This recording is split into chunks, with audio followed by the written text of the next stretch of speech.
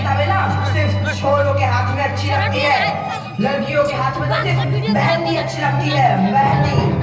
पर बापू, मैं लड़की हूँ तो क्या हुआ? लड़का और लड़की तो हमारी दोनों आंखों के समान होते हैं। चुप कर आनंदी, और यह एहसान मान कि अब तक जिंदा है तू। कहीं बचपन में गला दबाकर मार दिया होता तो यह तेरी बकबक नहीं सुननी पड़ती आज। पर बापू, मुझे चूल्हा जलाना अच्छा ना लगे है।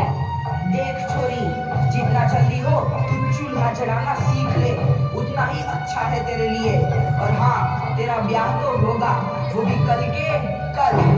अपना जीवन है तुम्हारी यही कहानी, आंचल में है दूध और आंखों में है पानी। मुझे माफ कर दे बेटी, तेरे बापू के जिद के आगे मेरी एक न चलेगी। माफ कर दे बेटी, मुझे माफ कर दे। इस प्रकार मात्र 9 वर्ष की छोटी उम्र में आनंदी का विवाह गोपाल राव जोशी से हो गया। बाल विवाह एक सामाजिक कुरीति है और इस कुप्रथा का शिकार होना पड़ा आनंदी को। 5 वर्ष बाद आनंदी 14 साल की हो गई है। उसके घर एक शिशु ने जन्म लिया है। देखते हैं आगे क्या हुआ।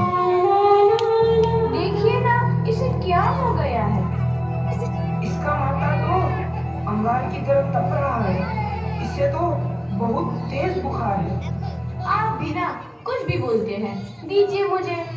माधव, माधव, जल्दी से वैद्य जी को बुला के लाओ। जी, अभी बुला के लाता हूँ। ये तुम क्या कर रही हो आनंदी? भगवान की विभूति लगा रही हूँ। बस करो आनंदी, ये सब अंधविश्वास है। अरे आप यकीन तो कीजिए, भगवान की कृपा से इसका माथा ठंडा हो रहा है और बुखार भी उतर गया है ना बाबू? देखिए, दीजिए मुझे। उठो बाबू, आंखें खोलो, तुम्हें तुम्हारी माँ बुला रही है।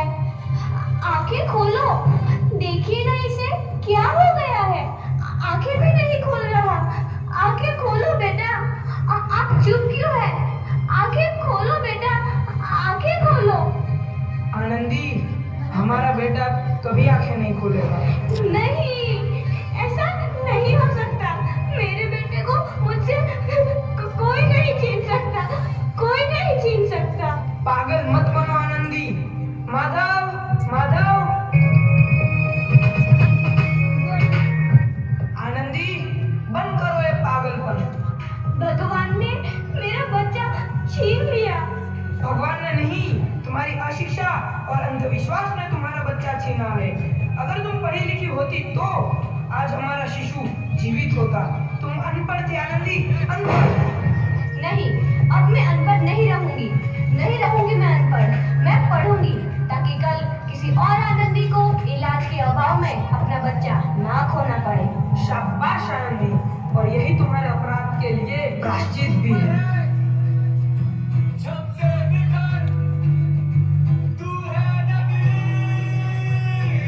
आनंदी, तुम्हारी 12वीं का परिणाम आ गया है।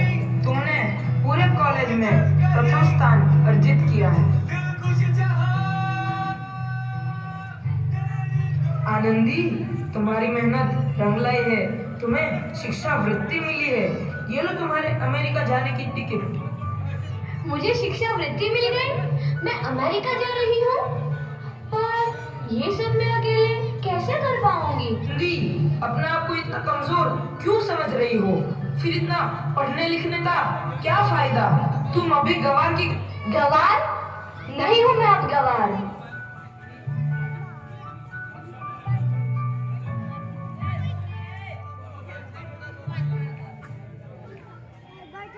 तो इस प्रकार 7 अप्रैल 1883 को आनंदी अमेरिका के पेंसिल्वेनिया के लिए रवाना हुई और 3 साल बाद उन्होंने डॉक्टर ऑफ मेडिसिन की उपाधि प्राप्त कर ली।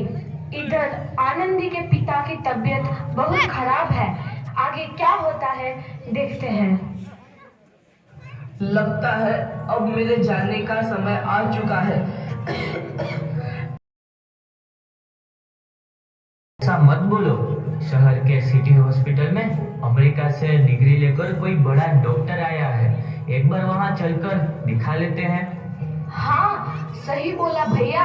कम से कम दिल को तसल्ली तो मिल जाएगी। हाँ हाँ, चलो चलो जल्दी हॉस्पिटल चलते हैं।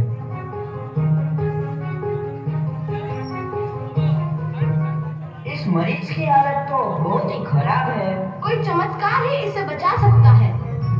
ऐसा मत बोलो भाई। डॉक्टर साहब कब तक आ जाएंगे? लो आ गई डॉक्टर मैडम। डॉक्टर मैडम जल्दी देखिए, मरीज की हालत बहुत ही खराब है।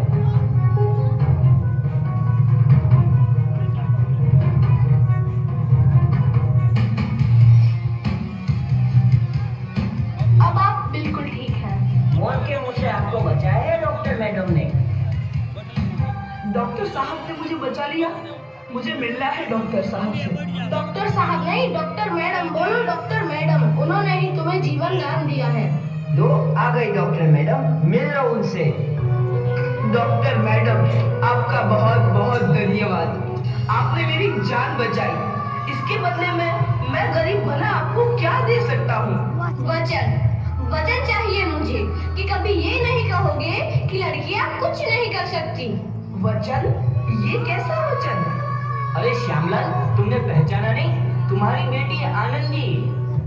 आनंदी? मेरी बेटी आनंदी डॉक्टर? हाँ बापू, वही आनंदी जिसके लिए बचपन में तूने चूल्हा और दूल्हा के अलावा कुछ नहीं सोचा था। आनंदी, आनंदी मेरी बेटी, मुझे माफ कर दे। मैं तेरा गुनहगार हूँ बेटी। नहीं नहीं बापू, वही आनंदी जिसके हाथ पीले करके तुम उसकी सारी जिंदगी काला कर देना चाहते थे। माफ कर दे मुझे मेरी बच्ची, माफ कर दे। मैं तेरा अपराधी हूँ मेरी बच्ची, माफ कर दे। नहीं बापू, मैंने तो तेरा एहसान चुकाया है। याद है ना अपना एहसान जो बचपन में तुमने मुझ पर किया था? ताने सुना सुना कर जीते जी मार डाला था मुझको। अब बोल, और किस किस को मारेगा? आनंदी बेटी, मुझे माफ कर दे मेरी बच्ची। मैं तेरा गुनहगार हूँ। बापू, आपने ही तो बोला था किताबें सिर्फ बेटों के हाथ में अच्छी लगती है, बेटियों के हाथ में तो सिर्फ मेहंदी। बेटों और बेटियों में फर्क करना तो आंखों में फर्क करने समान है।